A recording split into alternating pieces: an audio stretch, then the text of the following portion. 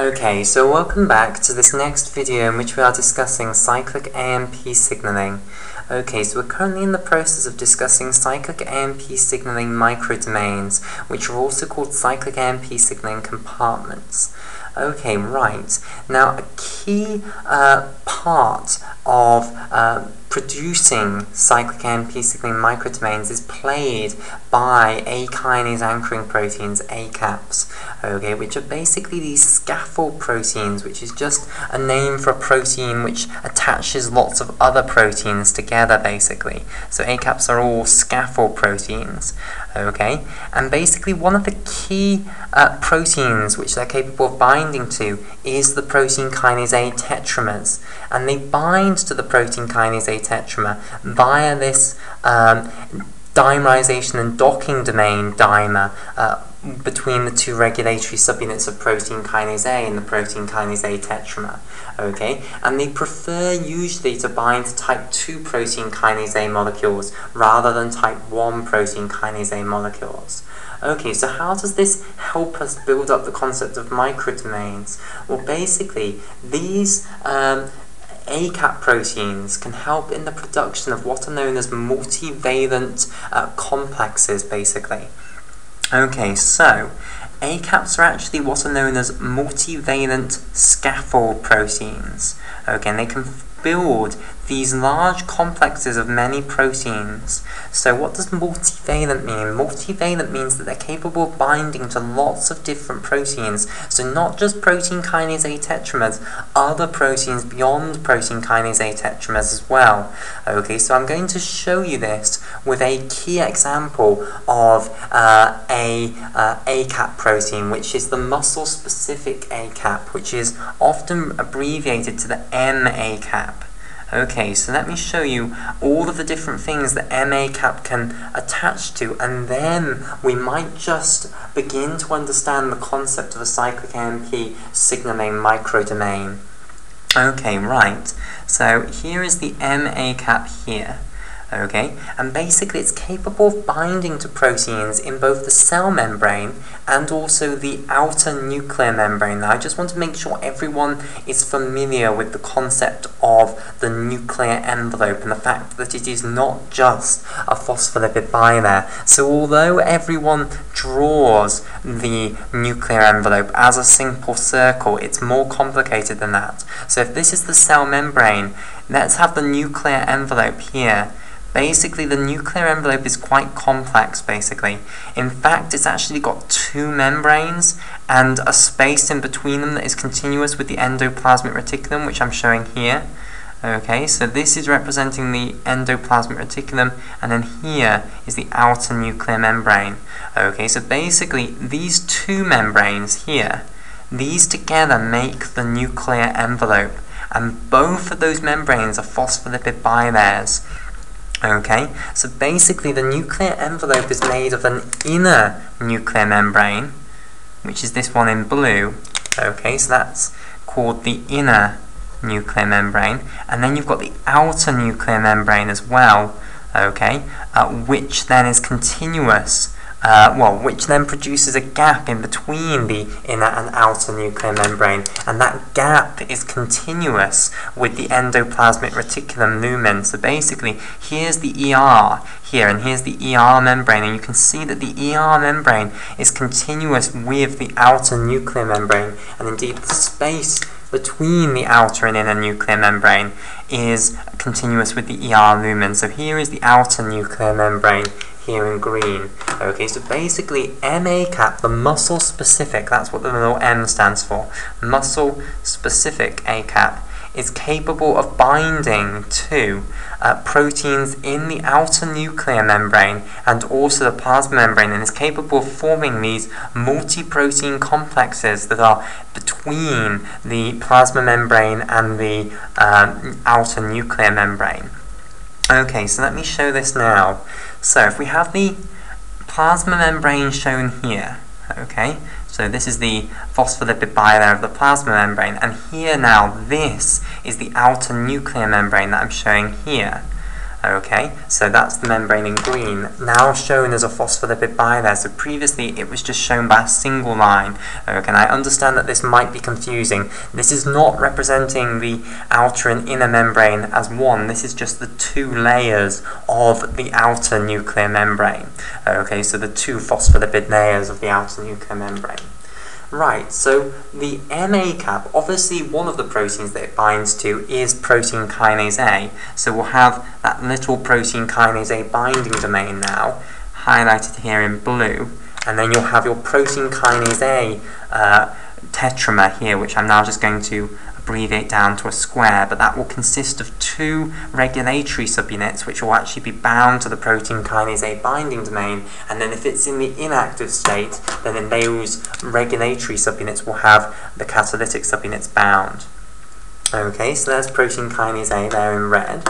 Okay, it also binds to proteins in the nuclear membrane itself. Okay, so the outer nuclear membrane. So an example of one of the proteins that it can bind to in the nuclear membrane is nescrin, which is a protein that for our purposes all we need to know about it is that it's in the nuclear membrane. Okay, so here is nescrin in turquoise. Okay, and now it's capable of binding to proteins in the plasma membrane as well, and some of these are really, really significant. Okay, so this is where it becomes really, really important. It's capable of binding to the beta-1 adrenergic receptor. Okay, and I should stress that this complex is actually found in cardiomyocytes. Okay, so for instance, ventricular cardiomyocytes. So the ventricular cardiomyocytes have beta-1 adrenergic receptors on their cell surface membranes. Okay, and consistent with all the other proteins, I'm just going to now show the beta-1 adrenergic receptor as a blob. Okay, so in pink here is the beta-1 adrenergic receptor. Okay, and it also can bind to adenylyl cyclase enzymes. Okay, specifically it's capable of binding to adenylyl cyclase 5. Okay, so this can represent adenylyl cyclase 5 again, and now just representing adenylyl cyclase 5 as a square rather than as the more in-detail structure that we've seen previously. So, you've got loads of the components of the signaling cascade here. Okay, now moreover there's one final component that I want to mention now, which is that you also have another protein bound here which is involved in this signaling cascade, and this is a phosphodiesterase enzyme. I'm not going to try and squeeze its name in there.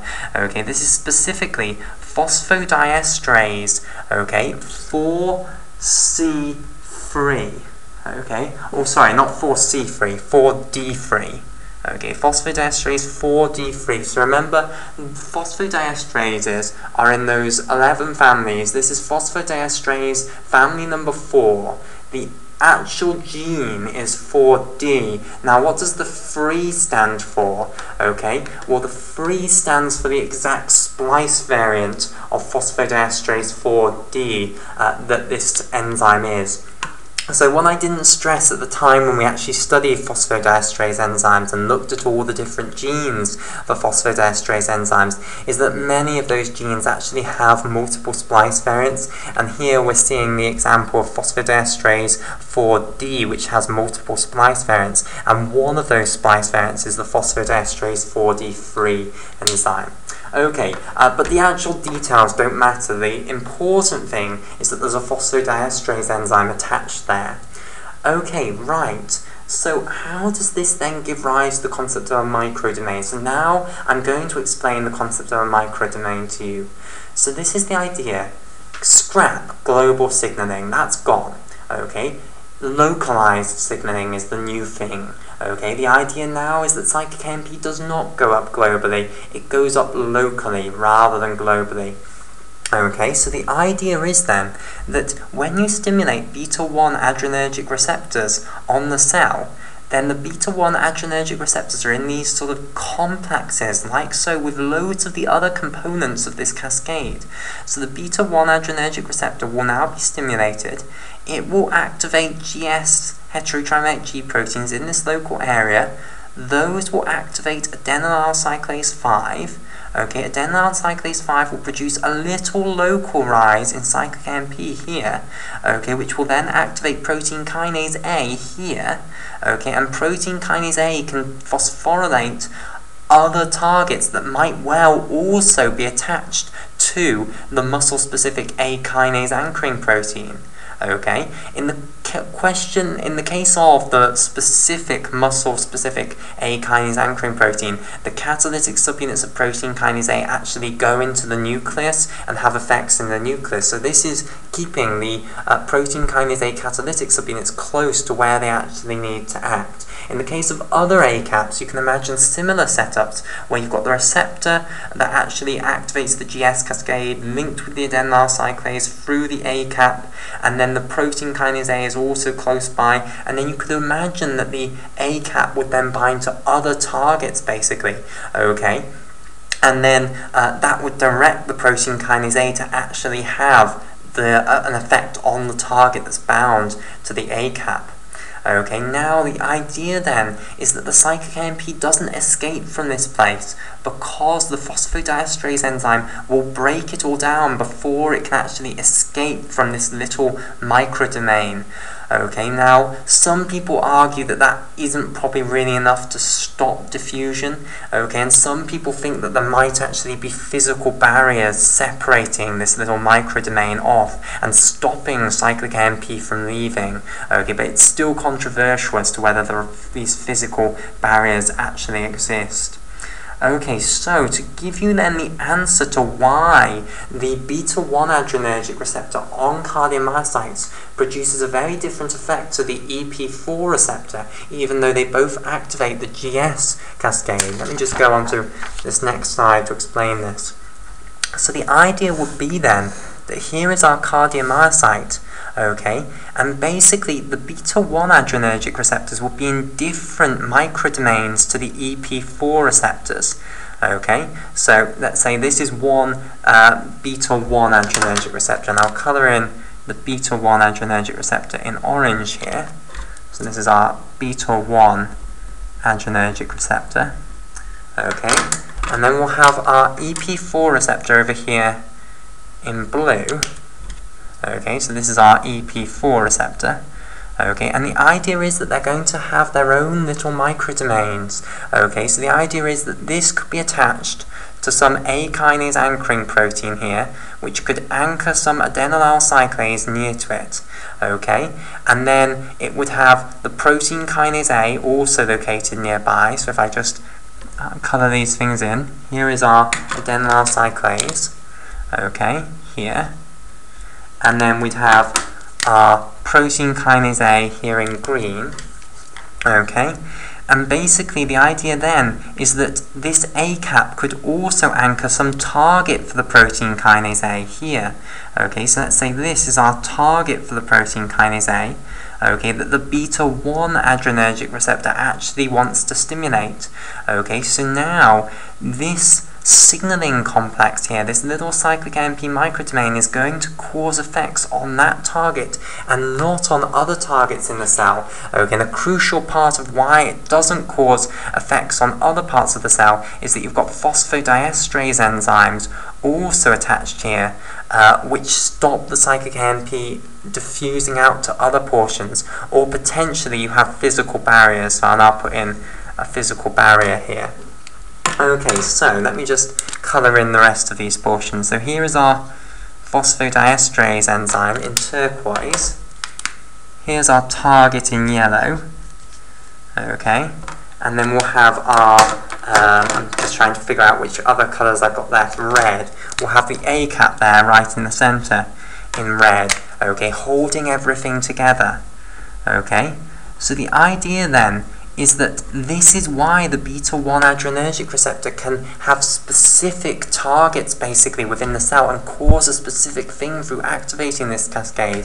That it's only going to activate certain little microdomains like this, certain little cyclic AMP signaling microdomains, okay, which will then have effects on the certain targets in this little microdomain, but won't affect other targets that are outside of that microdomain. And all of this is held together through ACAP proteins.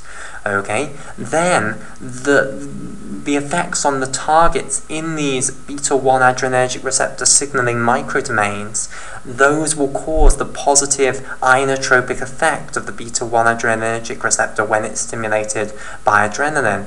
Whereas EP4 will be in totally different microdomains. It might have very different ACAPs attached to it, okay? Very different targets then attached to its ACAP. So if I show this, okay, here is an ACAP for EP4. It might be a very different ACAP, okay, and it might have very different targets associated with it. So we'll have different targets here, okay, and then it will have all of the same machinery here, like the adenylyl cyclase, the protein kinase A, and the phosphodiesterase, and therefore in its little microdomain, it can cause very different effects on the cell, even though it's making use of the same signaling apparatus as this signaling microdomain. Okay, so the concept of microdomains or compartments of signaling is this concept that cyclic AMP signaling is not global, but it's localized, okay, and the different receptors on a cell which cause very different things through this same cascade are localized with very different target proteins, okay, potentially by the ACAPs, so that they can have different effects on the cell, even though they're using the same signaling machinery to actually influence their target, basically, okay, and that is the concept of signaling microdomains, basically. Okay, and at the moment all of this is still under investigation, basically, which is why I haven't given you any specifics here, okay, but this is the basic concept of a cyclic AMP signaling microdomain or a cyclic AMP signaling compartment. Okay, now a nice example where it is actually known is this example of the muscle-specific ACAP, so I'll come back to this now. So basically this is a little microdomain here. You've got the beta-1 adrenergic receptor localized with all of the parts of the cascade. So it's localized nicely with an adenylyl cyclase 5 enzyme, okay, so it can now activate the adenylyl cyclase 5s in this little microdomain. Then you can produce cyclic AMP, which will activate the protein kinase A in this little microdomain. Then it will have effects on its target, which in this case is to go into the nucleus. Okay, so these will go through the outer nuclear membrane and then through the inner nuclear membrane to get into the nucleus, so nuclear translocation, and then it will influence its specific target basically in that microdomain. Okay, and that's how the beta-1 adrenergic receptor can then have specific effects within the cell which other receptors which are still coupled through GS don't have. Okay, so this is a more mature view basically than the classical view. It's a more complicated view, okay, because it means that, you know, you could have a huge complex arrangement of microdomains all over the cell, all using the same machinery fundamentally to actually cause downstream effects from the receptor, but in these separate little microdomains with very different targets for the protein kinase A and for the cyclic AMP. Okay, now I want to discuss this example in a bit more detail because there's actually a very interesting mechanism of activating the PDE4D3 enzyme by the protein kinase A to make sure that the cyclic AMP stays local. Okay, so remember, a big problem with this microdomain theory is trying to keep the cyclic AMP from diffusing away. Okay, now there is quite a lot of evidence that this is done by phosphodiesterase enzymes, but some people don't believe that that phosphodiesterase enzyme alone can be responsible for stopping the cyclic AMP diffusing, and that's why lots of people suggest that physical barriers may be responsible for separating off the different microdomains. Okay, however, what I want to discuss now is a way of actually getting the activation of phosphodiesterase 4D3 when you get cyclic AMP produced in this microdomain to try and make this enzyme very active once the cyclic AMP has been produced, so that it will get rid of all of the cyclic AMP before it can then diffuse away into neighboring portions of the cell, basically. Okay, so what you want to do is activate this once you've already got the activation of the downstream targets, basically. Okay, and this is achieved in this specific example by quite extraordinary mechanisms. Okay, so the simple account of how once you've got the actual production of some effect, you activate the PDE4D3 is that once the protein kinase A catalytic subunits have been activated and are now free to diffuse, they can go and phosphorylate PDE4D3. Okay, so PDE4D3 is actually a target for phosphorylation by the catalytic subunits of protein kinase A. They can add phosphate groups onto PDE4D3 and activate it, okay? And therefore, it's going to have its activity increased once the protein kinase A has actually been activated. And then the idea is then that the PDE4D3 can now break down the cyclic AMP before it can spread into neighbouring microdomains, basically. Okay, there is actually a fancier route by which cyclic AMP can actually cause PDE4D3 activation, and I'd like to now discuss that. Okay, and it involves quite a few of the proteins that we've seen earlier on. Specifically, it involves Epac1 and then some other proteins that we haven't yet seen, such as ERK5. Okay, right, so let me just draw this picture out again. So I'm going to redraw the muscle-specific ACAP again. So here is MAcap, okay, and we know that we have PDE4D3 here. So this is PDE4D3, okay, and we know that this is going to be activated by phosphorylation by protein kinase A once the protein kinase A enzymes have been activated. However, there is a way that this can be activated by cyclic AMP going up in its vicinity alone. Okay, and I want to talk about this now. So I'm not drawing out all the other proteins in this great complex. I'm now just focusing on the PDE4D3. Okay, and PDE4D3, it turns out, actually has loads of other proteins attached to it. Okay, and one of them is a protein called ERK5. Okay, so this is ERK5, and ERK5 stands for the extracellular signal regulated kinase 5.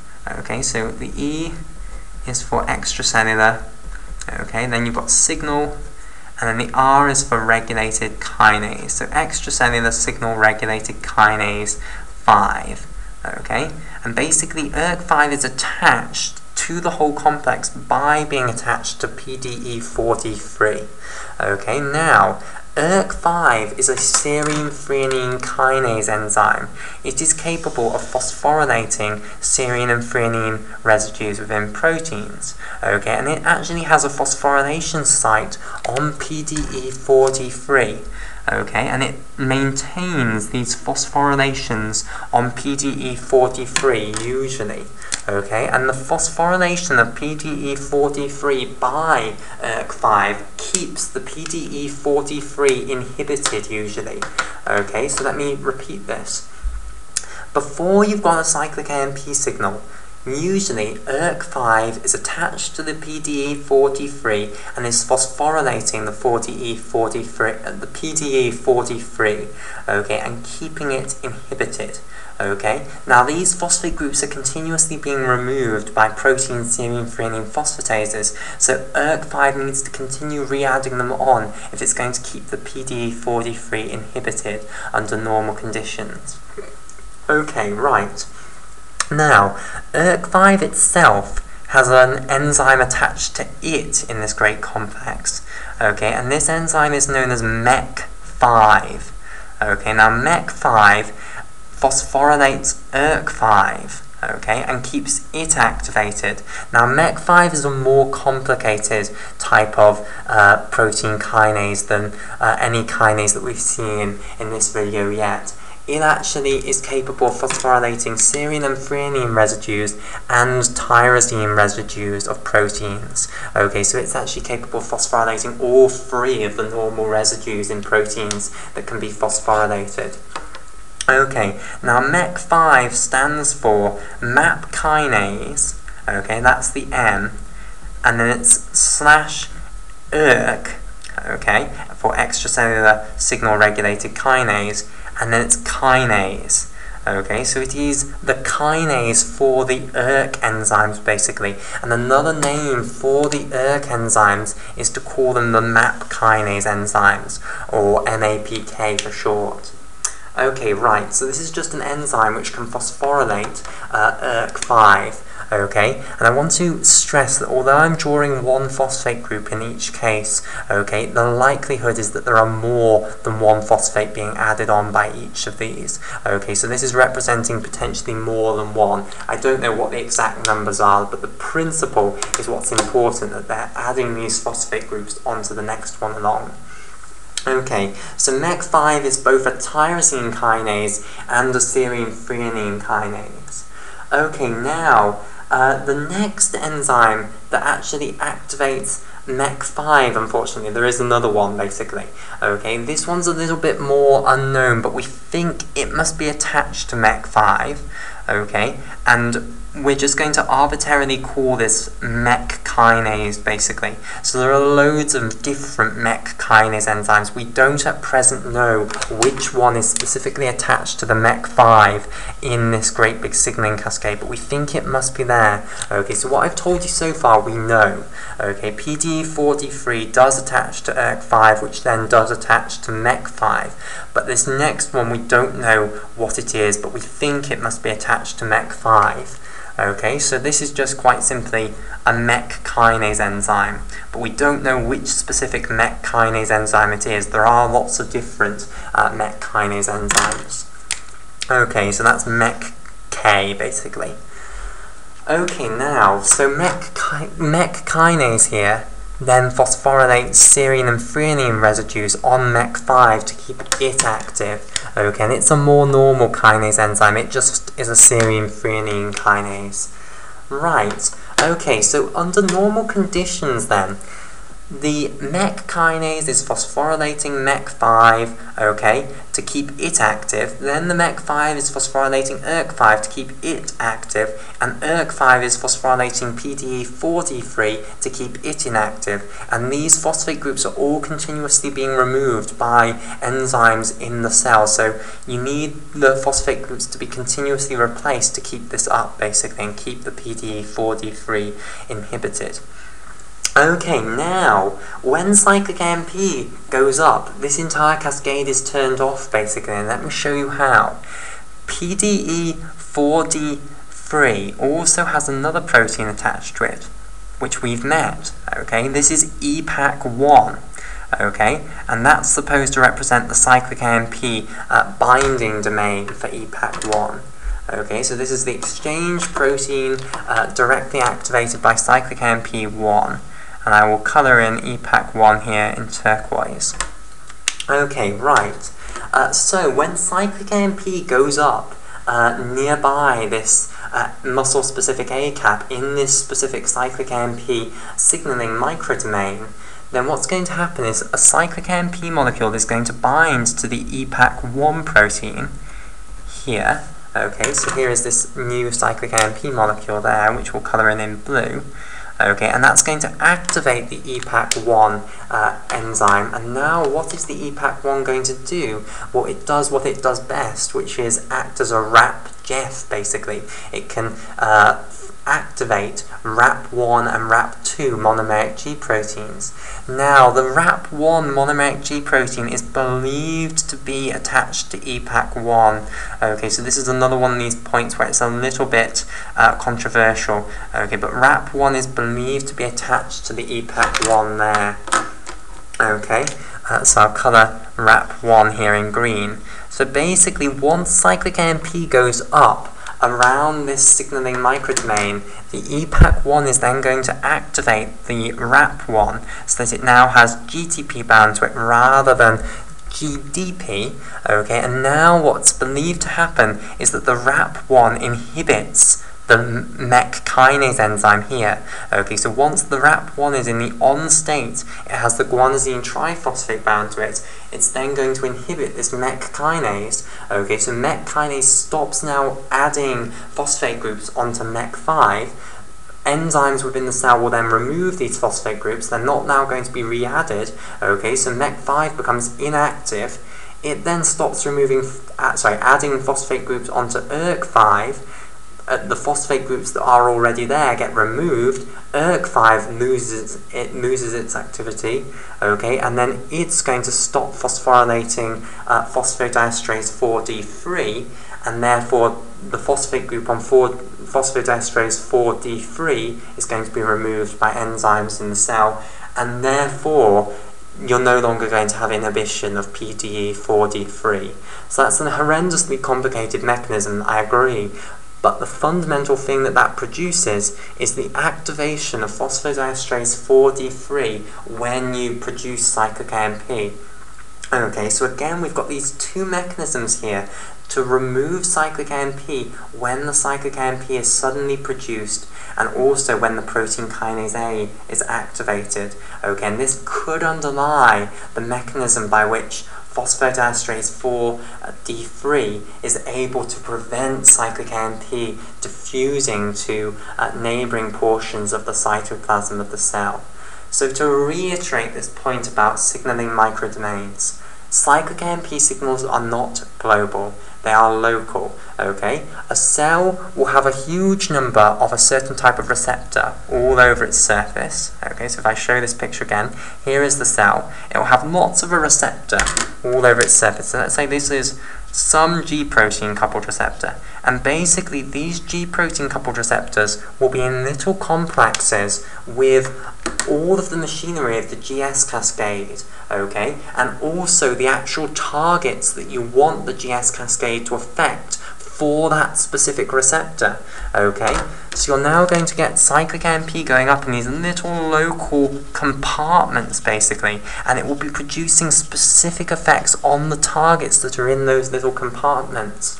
Okay, and the effect of that on the cell can be very different from then stimulating another receptor, which will have loads of distinct little cyclic AMP signaling compartments, which can potentially have loads of different targets for the components of the cyclic AMP signaling cascade within them, and therefore can cause very different effects for the cell. Okay, at least that is believed to be the answer to this problem of why different receptors which both activate the same GS cascade can cause very different effects in the cell. It is still controversial though. So that is the concept of cyclic AMP signaling microdomains or cyclic AMP signaling compartments, and the entire hypothesis of the existence of these cyclic AMP compartments is known as the compartmentation hypothesis, okay, in case you ever want to refer to it. Okay, right, so we'll call it there for this video, and in the next video what we'll move on to is the desensitization of the GS cascade, so how you can turn the GS cascade off even if the ligand remains in the extracellular fluid.